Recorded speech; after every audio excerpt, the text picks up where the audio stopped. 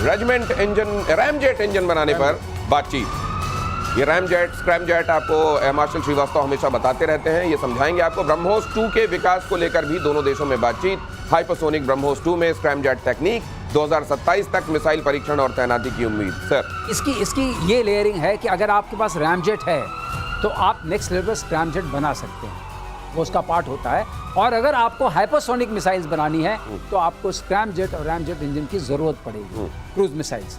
तो उसके लिए हमें ये, अगर हमारे पास आती है टेक्नोलॉजी है, कोर टेक्नोलॉजी है हाइपरसोनिक के लिए, तो ये बहुत बड़ी बात होगी, क्योंकि तब आप मैक लेवल्स में नंबर आगे बढ़ाते रह सकते हैं। और जहां तक इसका सवाल है हाइपरसोनिक मिसाइल्स का, उसमें रशिया को कोई मात नहीं दे सकता। रॉकेटरी में रशिया इज रियल सुपर। अब आप ये समझ लीजिए, जहां एक चीज है इसमें, इन्होंने बहुत महत्वपूर्ण चीज बताई थी कि रैमजेट से स्क्रैमजेट जाने में, रैमजेट जो है और स्क्रैमजेट दोनों एयर ब्रीदिंग है, लेकिन रैमजेट के अंदर सबसोनिक होती है एयर फ्लो, जो कंबशन चेंबर में आती है जहां फ्यूल को बर्न किया जाता है। स्क्रैम उसको हाइपरसोनिक करती है। स्क्रैम जो है वो कंटिन्यूअसली सुपरसोनिक लेता है। और वो क्या करता है, ये दोनों की स्पीड जो होती है, रैमजेट वाले इंजन की स्पीड होती है 2 मार्क से लेके 6 मार्क तक, जबकि जो बात बता रहे थे श्रीवास्तव जी, इस जो दूसरी स्पीड है वो 6 मार्क से तो शुरू होती है, 5 मार्क से, और वो चली जाती है 8 मार्क 10 मार्क। हमारी जो ब्रह्मोस 2 है वो 8 मार्क की होगी, वो तो कोई पकड़ ही नहीं पाएगा उसको, कोई भी रेडार पकड़। ये समझ लीजिए कि रैमजेट कदरन स्लो इंजन होता है और स्क्रैमजेट बहुत फास्ट होता है। आवाज की गति से 8 गुना ज्यादा से, तो वहां 6 गुना ज्यादा से तो बात शुरू ही होती है। और लखनऊ में ये सब बनाया जा रहा है। सुना है आजकल लखनऊ के नाम से पाकिस्तान में लोग बहुत कांप रहे हैं। ऑपरेशन सिंदूर के बाद सेना का बड़ा फैसला, अगली खबर दिखाइए। सेना के हर बटालियन में अब ड्रोन शामिल होंगे। बटालियन में कमांडर UAV की तैनाती होगी। जवानों के लिए खास ट्रेनिंग की तैयारी। अब ये बात समझी जा रही है और बहुत शिद्दत से और बहुत तेजी से समझी जा रही है कि ड्रोन्स कितने बड़े गेम चेंजर के तौर पर सामने आए हैं युद्ध के मामले में। और इसलिए हर एक बटालियन में अब इनकी तैयारी और तैनाती और उसके लिए उड़ाने वाले लोग तैयार किए जाएंगे और उनको अलग से रखा जाएगा। ऐसा नहीं, उसमें एक स्पेशलाइज्ड यूनिट उसके अंदर होगी जो इसको ऑपरेट करने का, ड्रोन और काउंटर ड्रोन में जिनकी ट्रेनिंग होगी। सर, इससे कितना फर्क पड़ेगा? ड्रोन का तो आना ही था, इट्स अ गिवन सिचुएशन कि ड्रोन सारी यूनिट्स में आएंगी। लेकिन जो रुद्रा फॉर्मेशन अब बन रही हैं, जो इस जहां के ड्रोन्स हर में ला रहे हैं, आर्टिलरी यूनिट्स में भी ला रहे हैं, इन्फेंट्री यूनिट्स में भी ला रहे हैं, वो आगे चल करके रियली आपकी आर्म फोर्सेस को सक्षम बनाएंगी।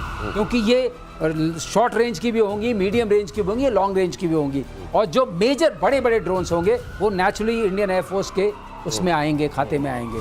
तो जहां तक ड्रोन्स का सवाल है, ड्रोन्स और ड्रोन्स की फैक्ट्रीज हमारे पास, हम कई बार इस चैनल पर कह चुके हैं, 800 से ज्यादा हैं। हम हजारों की संख्या में साल भर में बना सकते हैं। तो ये हमारी क्षमता है और इसका पूरा प्रयोग करना चाहिए, पूरी तरह से इंटीग्रेट होना चाहिए। जब ये इंटीग्रेट होगा तब जो प्रहार होगा दुश्मन के ऊपर, हिम्मत नहीं पड़ेगी आने की, क्योंकि एसिमेट्रिक वॉरफेयर को आपने देख लिया है रशिया यूक्रेन वॉर में कैसे होता है। ये बात आपने एज अ कंसेप्ट कर दी, मैं अब आपको ग्राउंड रियलिटी बताता हूँ। ग्राउंड रियलिटी में मेरी पलटन के पास ऑलरेडी 5 ड्रोन हैं। आप मुझे और देंगे और जरूरत पड़ेगी, मेरी आर्टिलरी रेजिमेंट है, फिर भी हमने दिल्ली से खरीद कर भेजे हैं CSR एक्टिविटी में। और ऑपरेशन सिंदूर के टाइम उस पूरी डिवीजन में हमारी रेजिमेंट आउटस्टैंडिंग हुई। मैं नाम नहीं बता सकता, लेकिन आउटस्टैंडिंग हुई कि उसने पूरे डिव सेक्टर को कवर करके दिया कि कहां कैसे कोई मूवमेंट हो रही है या हमें कहां स्ट्राइक करना है। ड्रोन आज की जरूरत नहीं है, अब ये आपका इंटीग्रल पार्ट बन गया है। एक चीज आ दो, इससे आगे एक सेकंड, जो चाइना का जो ड्रोन्स का प्रोडक्शन है इस साल का 10 लाख ड्रोन्स प्रोड्यूस, ये देखना पड़ेगा आपको। और दूसरा चीज है, अभी जो यूक्रेन में चल रहा है, 45 लाख ड्रोन यूक्रेन बनाएगा एक साल के अंदर, आपको रशिया बनाएगा 25 लाख। नहीं, रशिया का तुम्हें पता है ना, रशिया की जो फैक्ट्री है उसको कबूतर फैक्ट्री बोलते हैं। हम लोगों ने कवर किया था, उसका नाम दिया ईरानियन ने कबूतर फैक्ट्री। और दूसरी चीज ये है, ये जो ड्रोन की बात कर रहे हैं, अभी जो रशियन रिफाइनरी के ऊपर अटैक हुआ था, ये उसी कॉमर्शियल ड्रोन से, इसका नाम UZ-22 है, उसको सस्पेक्ट किया था, उसको यूज किया था एज कॉम्बैक्ट ड्रोन। ठीक है, तो इसका मतलब आपका प्रोडक्शन लाखों में होना पड़ेगा। आपको ये बताने की, इसमें एक्सपर्ट्स आपको ये बताने की कोशिश कर रहे हैं कि ड्रोन के मामले में इसकी आवश्यकता को महसूस किया जा रहा है। अभी आवश्यकता से भी ज्यादा आवश्यक हो गया है फौज के लिए। लेकिन उसके साथ साथ आपको यह भी ध्यान रखना पड़ेगा कि आपको ये कंपैरिजन में देखना है कि बाकी सब क्या कर रहे हैं और आप क्या कर रहे हैं। आइसोलेशन में नहीं हो सकता।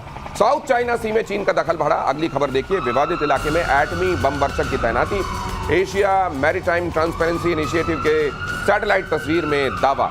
सैटेलाइट तस्वीर में runway, missile, shelter, fighter hangers, ये सब दिखाई दे रहे हैं। यहाँ क्या होने वाला है सर आगे? देखिए, साउथ चाइना सी के अंदर उन्होंने आर्टिफिशियल आइलैंड्स भी बनाए हैं, उनके अंदर रनवेज भी बनाए हैं, कोस्टल डिफेंस सिस्टम भी बनाए हैं, बॉम्बर्स तक को प्लेस ये देखिए सर, ये देखिए, ये मिस्चिफ रीफ है। हाँ। ये 2007 में यहाँ कुछ नहीं था, यहाँ रीफ थी, सिर्फ कोस्टल रीफ। और अब 2017 में इसमें रनवे भी आ गया, यहाँ पे कहीं इनका रेडार है। क्लोज कीजिए, इस जगह क्लोज कीजिए जहां समझा रहे हैं। हार्बर, ये इसको देखिए, ये हार्बर आर्टिफिशियल उन्होंने बनाया, यहाँ रेडार है, यहाँ पे ऑपरेशनल कॉम्प्लेक्सेस है, ये रनवे है, और इन्होंने यहाँ पे आप बॉम्बर भी प्लेस। ये रनवे दिखाई दे रहा है सर, ये लंबा वाला, ये रनवे के साथ देखिए पैरेलल टैक्सी ट्रैक भी बनाया। ये तो पूरी फैसिलिटी बना दी गई है सर यहाँ। बिल्कुल। आपको बताएं, ये हेग कन्वेंशन जो है, हेग रेजोल्यूशन एक हुआ था 2016 में, ये उसके खिलाफ है। उसमें कहा गया था कि ये एनवायरमेंटली इंपैक्ट कर रहा है। चाइना जो है ना सर, ये जो इंटरनेशनल कन्वेंशंस हैं उनको लेता है, ऐसे करके फाड़ देता है। और बोला चाइना ने, चाइना ने बोला कि ये जो हम इसके साथ नहीं है, जहाँ पे ये आर्बिट्रल अवार्ड किया गया था फिलीपींस को, वो मानते ही नहीं है इसको। वो कहते हैं कि जो हम कहते हैं कि 95% साउथ चाइना सी हमारा है, तो उनका है। वो 9 डैश लाइन को मानते हैं, 9 डैश लाइन को मानते हैं। 9 डैश लाइन 90% ले लिया उन्होंने। ये कुल मिला के खाता ना बही, जो चाइना कहे वो सही। ये है इस मामले में। और अमेरिकी ये देखिए कितनी इंपॉर्टेंट फोटोग्राफ है। ये जो सैटेलाइट से मिस्चीफ ये वही वाला है जो आप बड़ा दिखा रहे थे ना, अब ये क्लोजअप है, ये उसी का क्लोजअप है। ये इसमें कुल मिलाकर दिखाने की यहाँ पर बात ये है। ये देखिए जरा इस जगह पे क्लोज कीजिए, ये दिखाई दे रहा है आपको, ये छाया परिछाई जैसी जो दिखाई दे रही है, ये बॉम्बर्स हैं। और ये बॉम्बर्स यहाँ खड़े air launch ballistic missiles carry की जा सकती हैं, जिनकी लंबी रेंजेस होती हैं।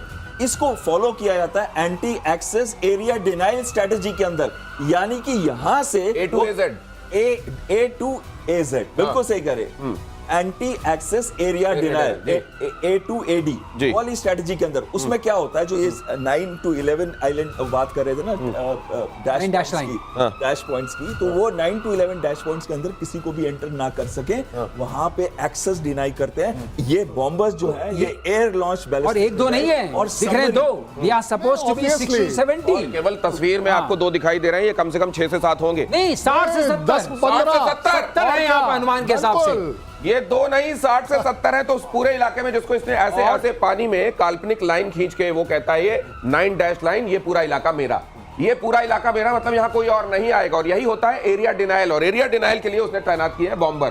कह रहा है यहाँ कोई आएगा तो भुगतेगा। देखिए दादागिरी देखिए। और पूरी दुनिया ने साथ में मिलकर जो कन्वेंशन किए उनको यूं फाड़ के फेंक देता है डस्टबिन में। ये है चाइना। आगे देखिए, अमेरिकी राष्ट्रपति डोनाल्ड ट्रंप के सलाहकार ने भारत के खिलाफ उगला जहर।